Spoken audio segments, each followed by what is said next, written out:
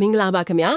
2025ခုနှစ်ဒီဇင်ဘာလ19ရက်နေ့ထိုင်ဝမ်နိုင်ငံရဲ့အချက်အခြားကျတဲ့တိုင်ပေဘူတာကြီးတိုင်ပေ main station ဟာမမျော်လင့်ပဲငရဲကန်းတစ်ခုလိုဖြစ်သွားခဲ့ပါတယ်လူစီကားလာတဲ့ညနေခင်းမှာမီဂိုဘုံတွေဓားရှည်ရီနဲ့အပြစ်မဲ့ပြည်သူတွေကိုပြစ်မှတ်ထားတိုက်ခိုက်ခဲ့တဲ့အဖြစ်အပျက်ကတကဘာလုံးကိုတုန်လှုပ်သွားစေပါတယ်ဒီလူကဘသူလဲသူကအစွန်းရောက်သမားလားဘာကြောင့်အနီးနားကလူတွေကိုအညိုးတကြီးတိုက်ခိုက်ခဲ့တာလဲဒီနေ့ဗီဒီယိုမှာအသေးစိတ်တင်ပြပေးသွားပါမယ်တိုက်ခိုက်မှုဟာညနေ6နာရီဝန်းကျင်အလုတ်စင်းချိန်လူအရှုပ်ဆုံးအချိန်မှာဖြစ်ပွားခဲ့တာပါတိုက်ခိုက်သူဟာတိုင်ပေဘူတာကြီးရဲ့မြေအုပ်ထက်ယထာစီးဖို့စောင့်ဆိုင်နေတဲ့လူအုပ်ထဲကိုမီခိုးပုံ3လုံးထက်မနည်းစတင်ဖောက်ခွဲခဲ့ပါတယ်မီခိုးတွေကြားမှာလူတွေအသက်ရှူချက်ပြီးထွက်ပြေးနေကြစင်မှာပဲသူကဓားရှည်တစ်ချောင်းကိုထုတ်ပြီးရှေ့တက်မှာရှိတဲ့လူတွေကိုလိုက်လံထိုးနှက်ထဲတာပါစုစုပေါင်း2ဦးသေဆုံးပြီး6ဦးဒဏ်ရာပြင်းထန်စွာရရှိခဲ့ပါတယ်အခုလူအများစိတ်ဝင်စားနေတာကသူကအစွန်းရောက်သမားလားဆိုတာပါရဲတပ်ဖွဲ့ရဲ့ကနဦးစုံစမ်းချက်အရဒီလူဟာ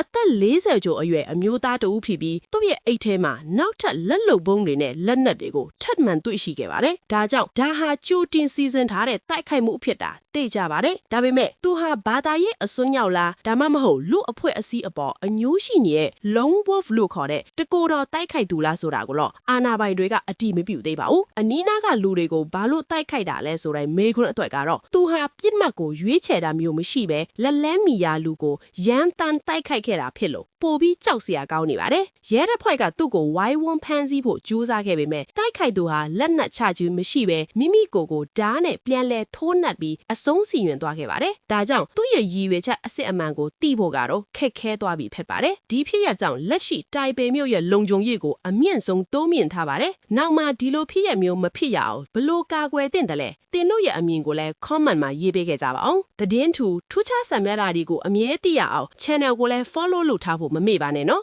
စီစဉ်လေးကိုဒီမှာပဲရပ်ခွင့်ပြုပါခင်ဗျာနောက်စီစဉ်တွေမှာပြန်တွေ့ကြရအောင်